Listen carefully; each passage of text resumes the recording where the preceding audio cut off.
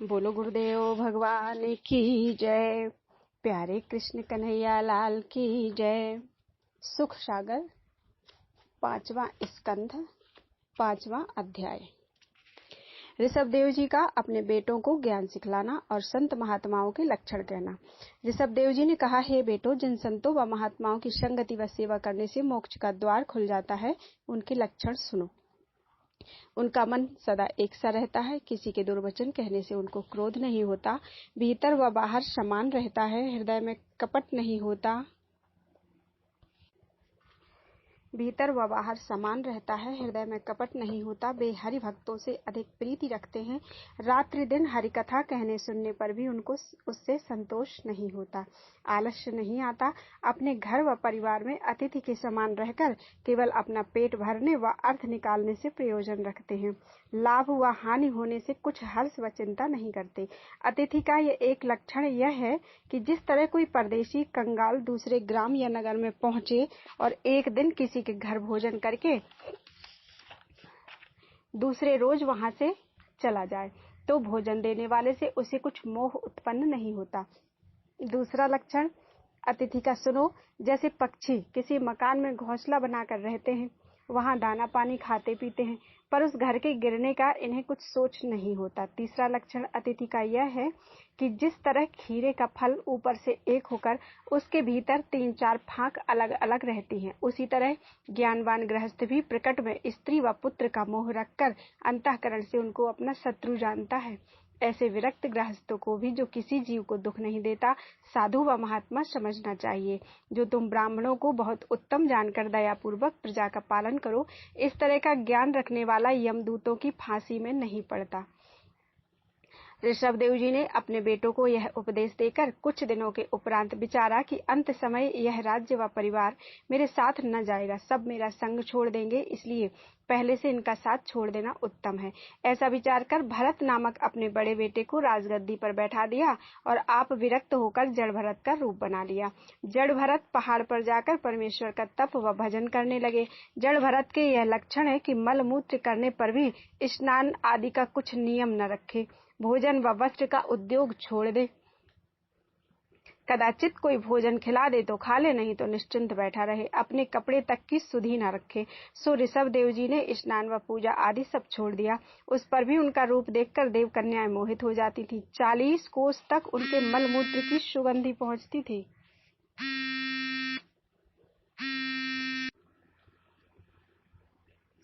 सो ऋषभ देव जी ने स्नान व पूजा आदि सब छोड़ दिया। उस पर भी उनका रूप देखकर देव कन्याएं मोहित हो जाती थी। 40 कोस तक उनके मलमूत्र की सुगंधी पहुंचती थी। उसी समय अष्ट सिद्धि ने उनके पास आकर अपने अपने गुणों का वर्णन किया, पर ऋषभ देव जी ने उनकी ओर आंख उठाकर भी नहीं देखा। बोलो वृंदावन बिहारी लाल की जय। 6वां अध्याय। ऋषभ देव जी का चलन देखकर सरावगी धर्म का प्रकट करना। राजा परीक्षित इतनी कथा सुनकर बोले, हे मुनिनाथ, ऋषभ देव जी जो नारायण जी का अवतार थे, 8 सिद्धियों का मन अपनी ओर खींचकर उन्हें विरक्त क्यों नहीं कर दिया। जो मनुष्य काम, क्रोध, मोह, लोभ, मन व इंद्रियों को अपने वश में ना रखता हो, उसे अष्ट सिद्धि की ओर देखने से डर व खटका है। सो ऋषभ देव जी उन सब को अपने अधीन किए थे। उन्होंने किस वास्ते अष्ट सिद्धि की ओर नहीं देखा। यह वचन सुनकर सुखदेव जी बोले, हे राजन, यह चंचल मन काम, क्रोध आदि बड़े बड़े बलवानों की कुसंगति पाने से वश में नहीं रहता। उनमें कामदेव ऐसा बली है जिसके मद में मनुष्य अंधा होकर अपना भला बुरा नहीं समझता। यही कामदेव बड़े बड़े योगियों व ऋषिश्वरों के तप व ध्यान में विघ्न डालकर हजारों वर्ष का तप एक क्षण में नष्ट कर देता है। चंचल मन बिजली व पारे के समान कभी एक ठिकाने नहीं रहता, इसलिए मन का विश्वास न रखना चाहिए। जिस तरह पुंसचली स्त्री अपने पति को भुलावा देकर दूसरे पुरुष के पास जाती है, उसी तरह यह मन व इंद्रियां अष्ट सिद्धि का कुसंग पाने से चैतन्य होकर कुकर्म की इच्छा करती हैं। यह विचार कर ऋषभ देव जी ने उनकी ओर नहीं देखा था, जिसमें कामदेव को रोकना ना पड़े। जड़ भरत रूप रहने में शास्त्र अनुसार धर्म रखने व सत्कर्म करने का प्रयोजन नहीं रहता। इसलिए बहुत मनुष्यों ने ऋषभ देव जी का चलन देखकर स्नान करना और वेद पढ़ना छोड़ दिया। तभी से ओशवाल व सराबगी का मत फैला। जो लोग वेद व शास्त्र को नहीं मानते, उन लोगों में इस मत का प्रचार हुआ। वे लोग जैन धर्मी कहलाते हैं। ऋषभदेव जी उसी अवस्था में अग्नि जलने से जलकर परम धाम को चले गए। बोलो वृंदावन बिहारी लाल की जय। 7वां अध्याय। ऋषभदेव जी के पुत्र भरत का राज्य करना और फिर वन में तप करने के लिए जाना। सुखदेव जी ने कहा, हे परीक्षित, ऋषभदेव जी का भरत नामक बड़ा बेटा जो उनकी जगह राजा हुआ, उसने धर्म पूर्वक राज्य करके प्रजा को पुत्र के समान जाना। अपना विवाह पंचजनी नामक विश्व रूप की कन्या से किया। उसी स्त्री से धूमकेतु आदि 5 पुत्र बहुत सुंदर व प्रतापी उत्पन्न हुए। जब राजा ने बहुत से यज्ञ करके उनका फल परमेश्वर को अर्पण कर दिया, तब उन्हें ईश्वर की चतुर्भुजी मूर्ति का दर्शन ध्यान में होने लगा। इसी तरह 10,000 वर्ष राज्य व सुख भोग कर संसारी व्यवहार को झूठा समझकर विरक्त होकर राजगद्दी बेटों को सौंप दी और आप वन में पुलहाश्रम नदी के किनारे, जहाँ पर नारायण जी शालिग्राम रूप से रहते हैं, बैठकर भगवत भजन करने लगे। वह पत्तों की कुटी में कंदमूल फल खाकर जैसा आनंद करते थे, वैसा सुख उन्हें राजगद्दी पर नहीं मिलता था। वेद की आज्ञा अनुसार ब्राह्मण व क्षत्रिय को नित्य शालिग्राम की पूजा करनी उचित है। एक दिन राजा भरत मध्याह्न समय नदी के किनारे बैठे हुए सूर्य देवता का ध्यान कर रहे थे। उसी समय एक गर्भवती हिरणी अपने गोल से फूटकर जैसे वहां पानी पीने लगी, वैसे ही एक बाघ बोला। उसकी बोली सुनते ही हिरणी भागी तो नदी का सेतु नांगते समय उसके पेट से बच्चा गिर पड़ा। वह बच्चा तो जीता बच गया, पर हिरणी उसी जगह मर गई। राजा भरत ने यह दशा देखकर विचार किया कि इस बच्चे को यहाँ पड़ा रहने से कोई जानवर खा लेगा या मारे भूख व प्यास से यह मर जाएगा तो मुझे पाप होगा। परमेश्वर ने इसका बोझ मेरे ऊपर डाल दिया है, इसलिए इसकी रक्षा करनी चाहिए। ऐसा विचार कर राजा ने उस बच्चे को उठा लिया और पानी से धोकर अपनी कुटी में ले आए और गऊ का दूध पिलाकर उसे पालने लगे। बोलो वृंदावन बिहारी लाल की जय। 8वां अध्याय। उस बच्चे का खो जाना और राजा भरत जी का उसी शोक में तन त्याग करना। सुखदेव जी ने कहा, हे राजा, जब उस बच्चे को पालने से अधिक मोह हुआ, तब भरत जी अपने हाथ से हरी घास छीलकर उसको खिलाने व अपने पास सुलाने लगे। जब दिशा फिरने या स्नान करने के लिए कहीं बाहर जाते, तब उसे अपने साथ रखते। पूजा व तप करते समय भी उसको अपने पास बैठाए रहते थे। भरत जी ने इतनी प्रीति उस बच्चे से बढ़ाई कि उनके जप व ध्यान में बाधा होने लगी। जब वह बच्चा कहीं चला जाता, तब उसके लिए बहुत उदास होते थे। अनायास एक दिन वह बच्चा छूटकर वन में चला गया और अपने गोल में मिल जाने से फिर लौटकर कुटी में नहीं आया। जब राजा भरत ने बहुत ढूंढने पर भी उसे न पाया, तब बड़े सोच से कहने लगे, मुझसे बड़ी चूक हुई, अकेला छोड़ देने से वह भाग गया। मैं ऐसा जानता कि वह चला जाएगा तो उसे अकेला ना छोड़ता। परमेश्वर मुझ पर दया करके मेरा भाग्य उदय करे, वह बच्चा मेरे पास चला आवे। वह डांटने से मुनीश्वरों के बालकों के समान डरता था। पृथ्वी, तू उसे अकेला देखकर उठा ले गई है, सो मेरे बच्चे को बतला दे। जब इसी तरह शोक व विलाप करते करते रात्रि हो गई, तब राजा ने कहा, चंद्रमा, तुम उस बच्चे को अवश्य देखते होगे जहाँ मेरा बच्चा हो। तुम कृपा करके बतला दो जिसमें वह मिल जावे, नहीं तो मेरे प्राण निकलना चाहते हैं। जैसा शोक अपने पुत्र के मरने का भी कोई नहीं करता, वैसी चिंता भरत जी ने बच्चे के लिए की। उस दिन स्नान, पूजा और भोजन कुछ नहीं किया और उसी शोक में मर गए। मरते समय उनका ध्यान उस बच्चे में लगा था, इसलिए वह तन छोड़कर हिरण का जन्म पाया। बोलो वृंदावन बिहारी लाल की जय। 9वां अध्याय। भरत जी का हिरण का तन त्याग कर एक ब्राह्मण के यहाँ जन्म लेना। सुखदेव जी ने कहा, हे राजन, भरत जी हिरण का जन्म पाकर वन में रहने लगे, परंतु हरि भजन के प्रताप से वह अपने पूर्व जन्म का वृत्तांत जानते थे, इसलिए अपनी अज्ञानता समझकर मन में कहते थे कि मैंने हरि चरणों का ध्यान छोड़कर जैसी प्रीति उस बच्चे से की, वैसी अपनी स्त्री व पुत्र से कभी नहीं की थी। उसके मोह में फंसकर ऐसा नष्ट हुआ कि मनुष्य से हिरण का तन पाया। भरत जी पिछली बात सोचकर किसी हिरणी आदि से प्रीति नहीं करते थे। कहते थे कि ना मालूम इनकी संगति करने से फिर मेरी क्या गति होगी। यह समझकर वे किसी जीव को दुख नहीं देते थे और ना हरी घास खाते थे। जो फल व पत्ता सूख कर गिर पड़ता था उसे खाकर हिरण के तन में भी परमेश्वर का ध्यान व स्मरण करते थे। इतनी कथा सुनाकर शुकदेव जी बोले, हे राजा, मृत्यु से मनुष्य को प्रतिक्षण डरना चाहिए, न जाने किस समय मृत्यु आ जावे। एक हिरण के बच्चे से मोह करने में ऐसी महात्मा की गति हुई, फिर दूसरों की क्या गिनती है। जो कोई परमेश्वर का ध्यान छोड़कर माया रूपी जाल में फंसेगा, उसकी ऐसी ही गति होगी। भरत उस तन में दिन रात इसी बात का सोच करते थे कि जल्दी मेरा यह शरीर छूटे तो मनुष्य तन पाकर परमेश्वर का भजन करूं। एक रोज नदी पार उतर रहे थे। वे रूखे पत्ते खाने से निर्बल तो थे ही, इसलिए लांघते समय पुलहाश्रम नदी में गिर पड़े और डूबकर मर गए। फिर अथर्वण वेद पढ़ने वाले एक ब्राह्मण के पुत्र हुए। उनका नाम भरत रखा गया। जब सयाने हुए तब पूर्व जन्म का वृत्तांत याद करके संसारी मोह में ना फंसे और दिन रात परमेश्वर के ध्यान लगाए रहे। अपने पिता के डांटने पर भी पढ़ने में जी नहीं लगाया। उस ब्राह्मण ने अंत समय में दूसरे बेटों से कहा, हे पुत्रों, मैंने बहुत चाहा कि तुम्हारा भाई भरत कुछ पढ़े, पर उसने पढ़ने में चित्त नहीं लगाया, इस कारण मूर्ख रहा। तुम लोग मेरे अंत समय की बात मानकर ऐसा उद्योग करना कि जिसमें वह पढ़कर चतुर हो जावे। जब वह ब्राह्मण यह कहकर मर गया, तब उसके बेटों ने भरत को पढ़ाने के लिए बहुत उपाय किए, पर उसने नहीं पढ़ा। जड़ भरत रूप बनकर ऐसी चलन पकड़ा कि कोई खिला दे तो खावे, पिला दे तो पीवे, नहीं तो कुछ सोच न करके दिन रात्रि परमेश्वर के ध्यान में मगन रहे।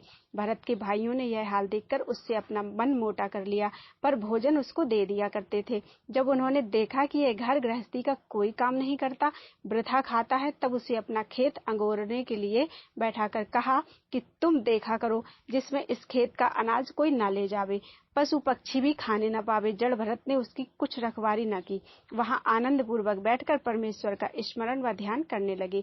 एक भीलों का राजा जो उस देश में रहता था, उसने मानता मानी थी कि हे भद्रकाली, मेरा बेटा हो जाए तो मैं मनुष्य का बलिदान तुम्हें चढ़ाऊं। जब भद्रकाली की कृपा से उसके पुत्र उत्पन्न हुआ, तब उसने एक बालक को बलिदान देने के लिए मोल लेकर उसका पालन किया, किंतु वह बालक अपने बलिदान दिए जाने का हाल सुनकर भाग गया। तब राजा अपने नौकरों से बोला कि कुछ रुपया देकर एक मनुष्य बलिदान देने के लिए ढूंढ लाओ। वे लोग खोजते हुए रात्रि के समय उस खेत पर पहुंचे। उन्होंने वहां जड़ भरत को हृष्ट पुष्ट देखकर बलिदान देने के लिए पकड़ लिया और गले में रस्सी बांधकर राजा के मंदिर में ले गए। वह राजा जड़ भरत को देखकर बड़े हर्ष से बोला कि तुम ऐसा अच्छा मनुष्य बलिदान देने के लिए लाए हो कि जो अपने मरने का कुछ डर नहीं रखता, आनंद मूर्ति दिखलाई देता है। भद्रकाली इसका बलिदान लेकर बहुत प्रसन्न होगी। राजा के पुत्र पुरोहित व ब्राह्मण महामूर्ख थे। वेद व शास्त्र का हाल नहीं जानते थे कि मनुष्य का बलिदान देना चाहिए या नहीं। इस बात का विचार न करके जड़ भरत का छौर कराकर व उबटन लगाकर स्नान कराया और बलिदान देने के लिए उसको नया कपड़ा व गहना पहनाया। इत्र व चंदन शरीर में मलकर बहुत अच्छा भोजन कराया। उस समय जड़ भरत ने प्रसन्न होकर मन में कहा कि जब से मेरे माता पिता मरे हैं, तब से मुझे किसी ने ऐसा पदार्थ नहीं खिलाया था। आज बहुत अच्छे व्यंजन ये लोग प्रीति से खिलाते हैं। जब भोजन कराने के उपरांत जड़ भरत के गले में उत्तम फूलों का हार पहनाकर भद्रकाली के सामने खड़ा किया, तब ब्राह्मणों ने राजा के हाथ में नंगी तलवार देकर कहा, मारो। जैसे राजा ने खड़ग मारने को हाथ उठाया, वैसे ही जड़ भरत ने यह विचार कर अपना सिर उनके आगे झुका दिया कि पूरी व मिठाई खाते समय मैंने अपना मुंह फैलाया था। अब तलवार खाने के समय गर्दन सामने से हटाना उचित नहीं है। भद्रकाली ने उनको सिर झुकाते देखकर विचारा कि ये सब ब्राह्मण ऐसा ज्ञान नहीं रखते कि राजा को बलिदान देने से मना करें और इस हरिभक्त ब्राह्मण को दुख न दें। यदि मैं इसकी रक्षा नहीं करती तो मुझे पाप होगा, क्योंकि कोई मनुष्य अपने सामने किसी को बिना अपराध दुख देवे तो उसकी रक्षा करनी चाहिए, नहीं तो देखने वाले को पाप लगता है। ऐसा विचार कर भद्रकाली ने बड़ा क्रोध किया और खड़ग व खप्पर हाथ में लिए हुए चिल्लाकर ऐसा डपटा कि वह शब्द सुनते ही राजा अपने पुरोहित समेत बहरा होकर मूर्छित हो गया और तलवार गिर पड़ी। भद्रकाली ने उसी खड़ग से राजा और पुरोहित का सिर काट लिया। दोनों का सिर गेंद के समान उछालकर इस इच्छा से नाचने लगी कि जिसमें जड़ भरत प्रसन्न होकर मुझे कृपा व दया दृष्टि से देखें तो मेरा भला हो, इनके दुखी होने से मेरा कल्याण न होगा।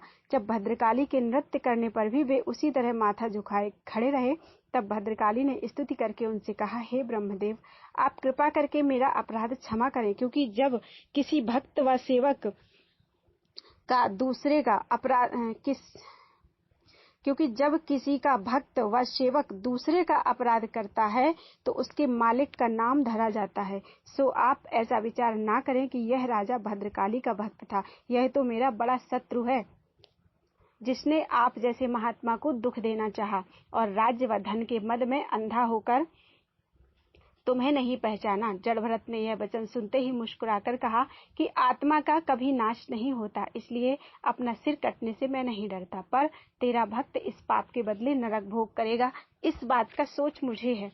जड़भरत ऐसा कहकर वहां से चले आए। इतनी कथा सुनाकर सुखदेव जी बोले, हे राजन, तुम निश्चय करके जानो कि जो मनुष्य अपना मन परमेश्वर में लगाए रहता है उसे कोई दुख दे नहीं सकता। बोलो वृंदावन बिहारी लाल की जय। 10वां अध्याय, राजा रहुगढ़ का जड़भरत को पकड़कर अपने सुखपाल में लगाना। सुखदेव जी ने कहा, हे राजा, जड़भरत का दूसरा हाल सुनो। एक दिन राजा रहुगण सिंधु शुबीर नाम अपने नगर से शिविका पर चढ़कर कपिल देव मुनि के पास ज्ञान सीखने जाता था। राह में उसकी सवारी का एक कहार मांदा हो गया। उसी ओर कहीं जड़भरत भी परमेश्वर के ध्यान में आनंद से बैठे थे। दूसरे कहारों ने जड़भरत को हृष्ट पुष्ट देखकर पकड़कर शिविका में लगा दिया। शिविका माने पालकी। जड़भरत आनंद पूर्वक राजा की पालकी उठाए चले जाते थे और इस अपमान का उनको कुछ सोच नहीं था, पर धरती को देखते हुए चींटी आदि जीवों को दबने से बचाते हुए पांव रखते थे। इसलिए जब कई बार शिविका हिली तब राजा ने क्रोध से कहारों की ओर देखकर कहा कि तुम लोग पालकी क्यों हिलाते हो? कहार बोले, हमारा कुछ अपराध नहीं है, यह नया कहार शिविका हिलाता है। यह बात सुनते ही राजा ने जड़भरत से कहा कि हे कहार, तू हृष्ट पुष्ट दिखलाई देता है, अभी इतना रास्ता नहीं चला जो थक गया हो? क्या तुझे अपने प्राणों का डर नहीं है, जो हमारी पालकी अच्छी तरह नहीं ले चलता? जड़भरत यह वचन सुनकर चुप हो रहा। राजा को कुछ उत्तर न देकर मन में कहने लगा कि इस शरीर को कर्मानुसार दुख व सुख मिलता है, परमात्मा इन दोनों से बिलग रहकर सदा एक रीति से रहते हैं। जब जड़भरत चुप हो रहे तब राजा क्रोध करके बोला कि हे कहार, तुम हमारी बात का उत्तर क्यों नहीं देता? यह वचन सुनकर जड़भरत ने विचार किया कि यह अपने को बड़ा ज्ञानी समझता है, इसलिए इसका अभिमान तोड़ना चाहिए। ऐसा विचार कर जड़भरत हंसकर बोले, हे राजा, तुमने कहा तू बहुत राह नहीं चला और थक गया। जो मनुष्य वृथा फिरता है वह दुख पाने से अवश्य मांदा होगा। क्यों ऐसा कर्म नहीं करता जिससे जन्म व मरण से छूट जावे? आपने कहा तू दुर्बल नहीं है, मोटा दिखाई देता है। सो हे राजा, किसको जीव कहते हैं? जिसको जीव कहते हैं वह सदा चैतन्य रहकर न मोटा होता है न दुर्बल, सदा एक सा रहता है। कदाचित उसे दुबला कहो तो वह ऐसा सूक्ष्म रूप है कि किसी को दिखलाई नहीं देता, और मोटा समझो तो उसके विराट रूप में सारा संसार व 14 लोक वर्तमान है। यह शरीर नाश होने वाला है, कभी पुष्ट व कभी कृष्ण रहता है। जिसने इस अनित्य शरीर में प्रीति लगाई उसे इन बातों का विचार करना चाहिए। और जो तुमने कहा कि तू मरने की इच्छा रखता है, सो मेरे निकट जीना व मरना दोनों बराबर हैं। बिना मृत्यु आए कोई नहीं मरता। हे राजन, परमेश्वर का प्रकाश मेरे, तुम्हारे और सब जीवों के तन में एक सा है, इसलिए मैं स्वामी व सेवक को समझाता हूँ। तुम इसी शरीर तक राजा हो। मरने के उपरांत हम और तुम दोनों बराबर हो जाएंगे, इसलिए तुमको यह सामर्थ्य नहीं है कि जो अविनाशी पुरुष आत्मा को दुख दे सको। इस झूठी काया को चाहे जो दंड दे दो। दुख व सुख, हर्ष व विषाद शरीर को होता है, परमात्मा तन में पृथक रहकर दुख व सुख से कुछ प्रयोजन नहीं रखते। यह वचन सुनते ही जब राजा को ज्ञान प्राप्त हुआ तब वह शिविका से उतर पड़ा और जड़भरत को दंडवत करके बोला कि महाराज, मैंने संसारी जाल में फंसे रहने से तुमको नहीं पहचाना। सत्य बतलाओ, तुम ऋषीश्वर हो या किसी महापुरुष का अवतार होकर अवधूतों की तरह अपना भेष बदलते फिरते हो? आप कृपा करके अपना भेद बतलाइए और मुझे ज्ञान सिखलाकर भवसागर पार उतार दीजिए। मैं महादेव के त्रिशूल से और यमराज, चंद्रमा, सूर्य और अग्नि आदि किसी देवता से नहीं डरता, पर ब्राह्मण के शाप से बहुत डरता हूँ, सो मेरा अपराध क्षमा कीजिए। यह बात सुनकर जड़भरत ने कहा कि हे राजा, यह जीव अपनी करनी से कभी देवता होता है, कभी मनुष्य तन में राजा होता है, कभी भिखारी। यह गति इस शरीर की समझकर परमात्मा को, जिसे जीव कहते हैं, उन सबसे पृथक जानना चाहिए। इतना ज्ञान कहने के उपरांत जड़भरत ने अपने पूर्व जन्म का सब वृत्तांत राजा रहुगढ़ से वर्णन किया। बोलो वृंदावन बिहारी लाल की जय।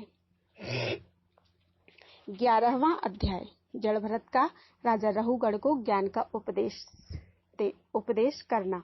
जड़ भरत ने कहा, हे राजा, मनुष्य की अज्ञानता देखो। वह अपने कानों से जिन स्त्री व पुत्रादिक का दुर्वचन सुनकर दुख पाता है, तिस पर उसका चित्त उनकी ओर से नहीं फिरता।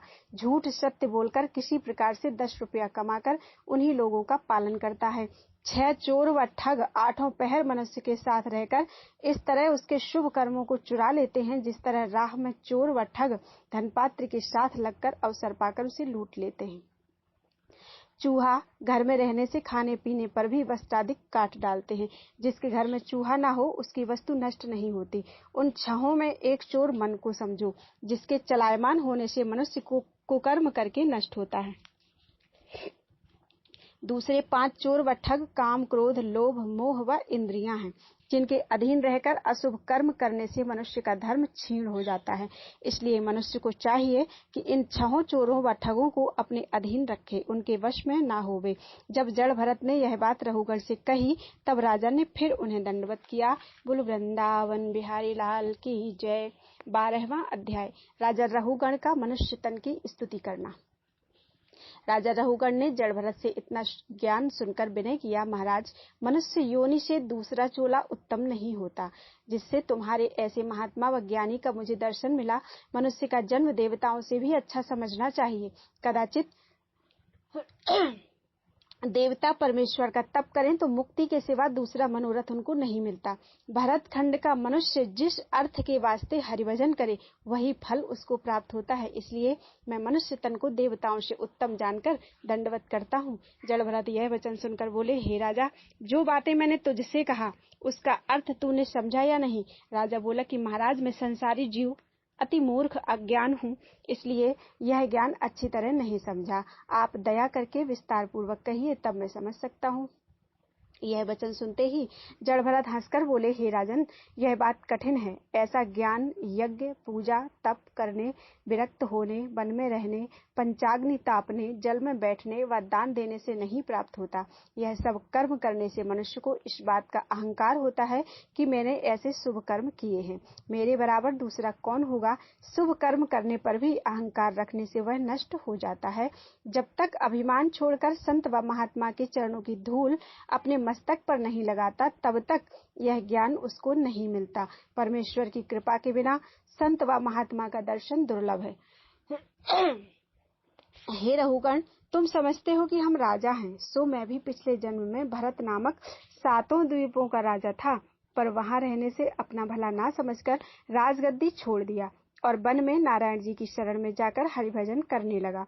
तुमको अभी तक अपनी राजगद्दी का अभिमान बना है, इसलिए दूसरे जीवों पर दया नहीं करते। जिस तरह परमेश्वर का प्रकाश तुम्हारे तन में है, उसी तरह इन कहारों में भी समझना चाहिए। ज्ञान की दृष्टि से ये लोग परमेश्वर के सब जीव तुम्हारे समान हैं, सो तुम अपने शरीर के सुख के वास्ते इन्हें दुख देते हो, यह बहुत अनुचित है। यह ज्ञान सुनते ही राजा रहुगढ़ मारे डर के कांपने लगा और जड़ भरत से हाथ जोड़कर बोला, महाराज, मैं ब्राह्मण के साप से डरता हूँ, ऐसा ना हो कि आप क्रोध करके मुझे कुछ साप दें। बोलो वृंदावन बिहारी लाल की जय। 13वां अध्याय। जड़ भरत का राजा रहुगढ़ से एक धनी बनिए का इतिहास कहना। रहुगढ़ की बात सुनकर जड़ भरत ने कहा, हे राजा, मैं तुझे साप नहीं दूंगा, डरो मत।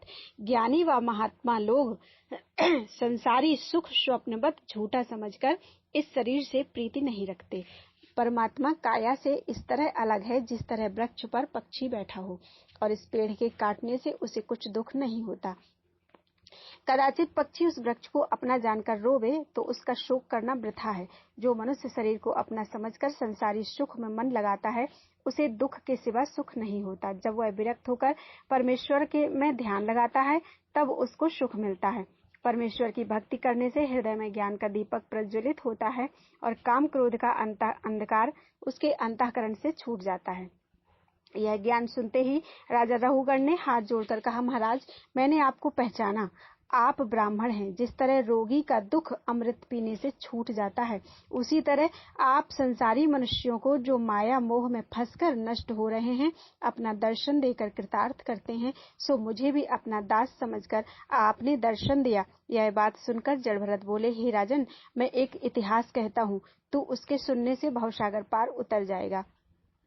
एक धनपात्र बनिया व्यापार की बहुत वस्तुएं अपने साथ लेकर किसी दिशावर को चला।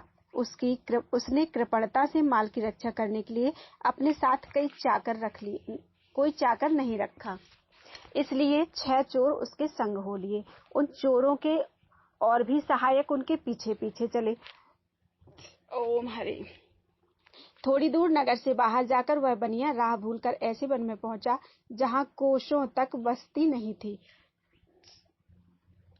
जब वन में बाघ, भालू, कटीले वृक्ष और नदी नाले अधिक होने से उसका राह चलना कठिन हो गया, तब वह मारे डर के उस वन से पार होने के लिए संध्या तक बराबर चला गया, पर बस्ती कहीं न मिली। उसी वन में रात हो गई। जब बनिया रात को एक नाले में अपना माल समेत पहुंचा, तब वही 6 चोर और उनके सहायक उसका सब माल लूटने लगे। उस समय उस बनिए ने रोकर मन में कहा कि कुछ भी माल यदि बच जाता तो उसे बेचकर फिर व्यापार करता। वह बनिया ऐसा विचार कर जिस वस्तु का बचाव करता था उसे सब चोर लूटते थे। जब उसका सब माल चोर लूट ले गए, तब वह बनिया घबराकर उस वन में अपने टिकने का स्थान ढूंढने लगा, पर कोई जगह उसके रहने के लिए नहीं मिली। वह व्याघ्र व हाथी की बोली आदि की बोली सुनकर डर से कांपता हुआ राह में चला जाता था। कहीं सांप व बिच्छू देखता तो ठोकर खाकर गिर पड़ता था, कहीं पैर में कांटे चुभते थे। वृक्ष के नीचे जब सुस्ताने लगता तो वृक्ष पर उल्लू का शब्द सुनकर वहां से भी भागता। कभी वन में आग लगी देखकर उसके डर से दूसरी ओर दौड़ता था। उसी विपत्ति में भागते हुए एक सूखे कुएं में गिर पड़ा। उस कुएं पर एक बरगद का वृक्ष था। उसकी एक डाली कुएं में लटकती थी। जब वह बनिया आधे कुएं में पहुंचा, तब वह डाली उसके हाथ लगी, उसे पकड़कर लटक गया। उस कुएं में एक सांप नीचे बैठा था। सो अंधियारी रात में बिजली चमकने से उसने देखा कि कुएं में एक सांप फन काढ़े बैठा है। जिस डाली को पकड़े था उस डाली को ऊपर से 2 चूहे श्याम व श्वेत वर्ण काटते हैं। तब बनिया ने विचारा कि कुएं में कूद पड़ूं तो सांप के काटने से मर जाऊं, नहीं कूदता तो डाली कट जाने से गिरकर सांप के मुंह में पड़ूंगा। इसी सोच विचार में बनिया पड़ा रहा। उसी बरगद के वृक्ष में शहद का एक छत्ता लगा था। डाली हिलने से एक एक बूंद टपक कर उस बनिया के मुंह पे गिरता था। ऐसी विपत्ति में वह बनिया शहद चाटकर बहुत प्रसन्न होता था। इसी तरह बनिया की आयु उस कुएं में लटके हुए बीत गई। उसे निकालने वाला वहां कोई न पहुंचा। जब एक दिन उन दोनों चूहों ने ऊपर से डाली काट दी, तब वह कुएं में गिर पड़ा और सांप के काटने से मर गया। इतनी कथा सुनकर राजा ने जड़भरत से कहा, महाराज, मुझे बड़ा आश्चर्य मालूम होता है कि वह बनिया एक बूंद शहद खाकर प्रसन्न रहा और डाली पकड़कर ऊपर क्यों नहीं चढ़ाया। यह वचन सुनकर जड़भरत बोले, हे राजन, ऐसी ही तुम्हारी और सब संसारी मनुष्यों की दशा है। सब मनुष्य अनेक तरह के उद्यम करके कुटुंब का पालन करते हैं, पर घर वालों को किसी तरह का संतोष न होकर प्रतिदिन अधिक लोभ बढ़ता जाता है। अपने उद्यम से उनको किसी शायद छुट्टी नहीं मिलती कि 2 घड़ी अपने उत्पन्न व पालन करने वाले परमेश्वर का स्मरण व ध्यान करें। जब कोई उनसे हरिभजन करने की चर्चा करता है, तब कहते हैं कि हमको अपने उद्यम व गृह कार्य से छुट्टी नहीं रहती, किस समय परमेश्वर का भजन व ध्यान करें। सो हे राजन, इस जीव को बनिया समझो और काम, क्रोध, लोभ, मोह, मद व मत्सरता, यही 6 चोर 8 पहर मनुष्य के साथ रहते हैं। परिवार वालों को इन 6 का सहायक समझो। जीव को इसलिए बनिया कहना चाहिए कि उसने धर्म व ज्ञान बढ़ाने के लिए भरत खंड में मनुष्य का तन पाया था। पूर्व जन्म में साधु व महात्मा का संग व हरिभजन करके संसारी माया जाल में फंस गया था। इसी कारण जो कुछ उसके पूर्व जन्म का धर्म था, उसे भी परिवार वालों ने चुरा लिया। बनिया ने अपने माल की रक्षा करने के लिए नौकर नहीं रखा, इसलिए चोरों ने उसको लूट लिया। कदाचित वह भरत खंड में जन्म लेकर साधु व महात्मा का सत्संग करके ज्ञान सीखता तो माया जाल में फंसकर क्यों नष्ट होता। जैसे बनिया अपने टिकने के लिए स्थान ढूंढते समय व्याघ्रादिक के डर से भागता था, वैसे ही संसारी सुख चाहने वाले दुख भोगते हैं। मनुष्य कभी अपने कुटुंब की बीमारी व मृत्यु देखकर, कभी अपने शरीर के रोग से और कभी धन मिलने के वास्ते आठों पहर चिंता में फंसा रहता है। जिस तरह उल्लू व व्याघ्रादिक बनिए को डरवाते थे, उसी तरह जब परिवार वाले झगड़ा करके घुड़कते हैं तब मनुष्य बड़ा दुख पाता है। स्त्री की संगति को अंधकार समझना चाहिए। उस जगह ज्ञान और वेद पुराण का वचन सब भूल जाता है। जब मनुष्य बूढ़ा होकर कुछ कमाई नहीं कर सकता, तब परिवार वाले उसे दुर्वचन कहकर भोजन व वस्त्र का दुख देते हैं, उसका कुछ आदर नहीं करते। जिस तरह मनुष्य महादुख में भी मरने का कुछ डर न रखकर दिन रात कमाने की चिंता किया करता है, उसी तरह बनिया कुएं में सांप व चूहे को देखने पर भी मरने का भय नहीं रखता था। सो मनुष्य के वास्ते संसार व परिवार में रहना यही अंधियारा कुआं समझो। जैसे कर्म पिछले जन्म में किए हैं, उसे बरगद की जड़ समझना चाहिए, जिसे पकड़कर जीता है। दो चूहे काले व सफेद जो जड़ काटते हैं, वे वही दिन व रात हैं, जिनके बीतने से आयु घट जाती है। बनिए ने जो सांप कुएं में देखा था, उसे काल समझो। जिस तरह एक बूंद शहद चाटकर बनिया प्रसन्न होता था, उसी तरह अज्ञानी मनुष्य बुढ़ापे व सब तरह के दुख होने पर भी अपने कुटुंब में बैठकर मगन होते हैं। उसी को शहद की बूंद समझो। हे राजन, जगत को दुख देने वाला वन जानो। संसारी माया जाल में फंसने वाला मनुष्य उसी बनिए के समान दुख पाकर नष्ट होगा। जिस तरह तू जगत की माया में लिपटा है, उसी तरह वह बनिया स्त्री व पुत्र के मोह में फंसकर नष्ट हुआ था। जो कोई वेद व शास्त्र के अनुसार चले, वह अपना मनोरथ पा सकता है, नहीं तो सब छोटे बड़े इसी माया रूपी वन में भूलकर नष्ट हो रहे हैं। सत्संग के बिना मोह रूपी वन से बाहर निकलना बहुत कठिन है। बोलो वृंदावन बिहारी लाल की जय। 14वां अध्याय। यह ज्ञान सुनकर रहुगण का प्रसन्न होना और तप करने के लिए वन में चले जाना। जड़ भरत ने जब इस तरह का ज्ञान रहुगण को बतलाया, तब राजा प्रसन्न होकर जड़ भरत के चरणों पर सिर रखकर विनय पूर्वक बोला कि आपने अति दया करके मुझे जो माया में भूल रहा था, यह ज्ञान रूपी रास्ता दिखलाया है। यह वचन सुनकर जड़ भरत बोले कि तुम इस ज्ञान के प्रकाश से संसारी जाल में नहीं फंसोगे। राजा उसी समय विरक्त हो गया। उसी जगह अपनी पालकी छोड़कर वन में जाकर हरिभजन करके मुक्त हुआ। जड़ भरत अपना शरीर योगाभ्यास के साथ त्याग कर परम धाम को चले गए। जड़ भरत के सुमत नाम बेटे ने जैन धर्म का मत संसार में फैलाया। उनके वंश में प्रतिहार आदि उत्पन्न होकर शुभ कर्म करके परम पद को पहुंचे। बोलो वृंदावन बिहारी लाल की जय। 15वां अध्याय। सुखदेव जी का राजा परीक्षित से पृथ्वी आदि का विस्तार कहना। राजा परीक्षित ने इतनी कथा सुनकर पूछा कि हे स्वामी, आप दयालु होकर पृथ्वी व सूर्य आदि लोकों का हाल विस्तार पूर्वक वर्णन कीजिए। सुखदेव जी बोले, हे राजा, पहले 7 द्वीपों का हाल संक्षेप से कहा है, अब फिर विस्तार पूर्वक कहते हैं, सुनो। पृथ्वी में 7 द्वीप हैं। सब द्वीपों की धरती पृथक पृथक बटी है। जम्बू द्वीप में 1,00,000 योजन भूमि है और 7 द्वीपों की संपूर्ण पृथ्वी 50 करोड़ योजन है। चौथाई धरती लोकालोक पर्वत के नीचे दबी है और 3 भाग में 7 द्वीप व समुद्र हैं। राजा प्रियव्रत इन 7 द्वीपों के मालिक थे। एक एक द्वीप अपने 7 बेटों को बांटकर आप वन में जाकर परमेश्वर के तप व ध्यान में लीन हुए। प्रियव्रत के अग्निन्द्र नामक बेटे ने जम्बू द्वीप के 9 खंड करके एक एक खंड अपने पुत्रों को बांट दिया। उनके बेटों के जो नाम थे, वही नाम उन 9 खंडों के हुए। पहला उत्कल खंड, दूसरा हिरण्य खंड, तीसरा भद्राश्व खंड, चौथा केतुमाल खंड, 5वां इलाव्रत खंड। उस खंड के मध्य में सुमेरु नामक सोने का एक पर्वत 1,00,000 योजन ऊंचा, 16,000 योजन लंबा, 8,000 योजन चौड़ा और 32,000 योजन के घेरे में है। छठा नाभि खंड, 7वां किमपुरुष खंड, 8वां भरत खंड और 9वां नरहरि खंड है। ब्रह्मांड कमल फूल के समान गोल है। एक एक पर्वत 9 खंडों के सिवाने पर वर्तमान में है। सुमेरु पर्वत के चारों ओर 4 पहाड़ों पर दूध, शहद, पानी व रस के कुंड भरे हैं और 4 बहुत अच्छे बाग, फल व पुष्प लगे हुए कुबेर, महादेव, इंद्र व वरुण देवताओं के वहां पर ऐसे बने हैं जहां जाने व स्नान करने से देव पत्नी जवान हो जाती हैं। सुमेरु पर्वत के शिखर पर ब्रह्मपुरी 10,000 योजन लंबी व चौड़ी जड़ाऊ बनी है। वहां भांति भांति के पक्षी मीठी बोली बोलते हैं। हे राजन, वहां की शोभा हम तुमसे कहां तक वर्णन करें, देखने से ही मालूम होती है। बोलो वृंदावन बिहारी लाल की जय।